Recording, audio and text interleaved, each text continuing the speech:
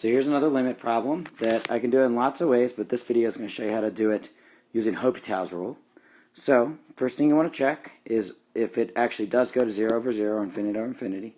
So notice when I plug in 7, I get 1 over 7 minus 1 over 7. That's 0.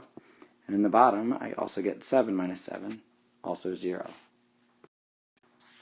That means I can Hopital it, I can hop it.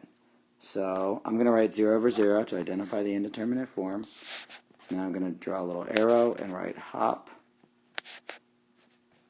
and equals. Maintain my limit notation. The 1 over x, I'm going to do a little bit of work here. 1 over x is the same as x to the negative 1.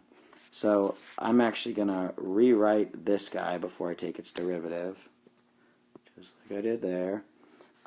If I ddx this, derived with respect to x, I get negative 1 times x to the 1 below this negative 1 right here is negative 2, because I've got to go down on a number line. So that gives me negative 2.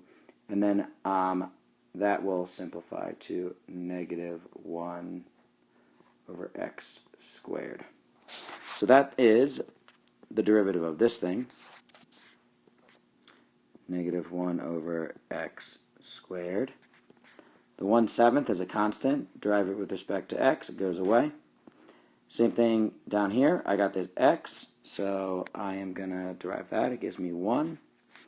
And then when I derive this thing, just like the 1/7 up here, it derives away. So now I look at this thing, or at this limit that I'm trying to evaluate, and I say, well, it looks like I can plug that 7 in. There's no more 0 over 0 or infinity over infinity problem. So I can drop my limit notation and plug in 7. I get negative 1 over, I'm going to write this as 7 squared. You may say, well, that's the answer. You may say, well, what happens with this? Well, you could think about it as dividing this whole thing by 1, and then that just gives me the negative 1 over 7 squared, which is negative 1 over 49. Oops. That's my answer.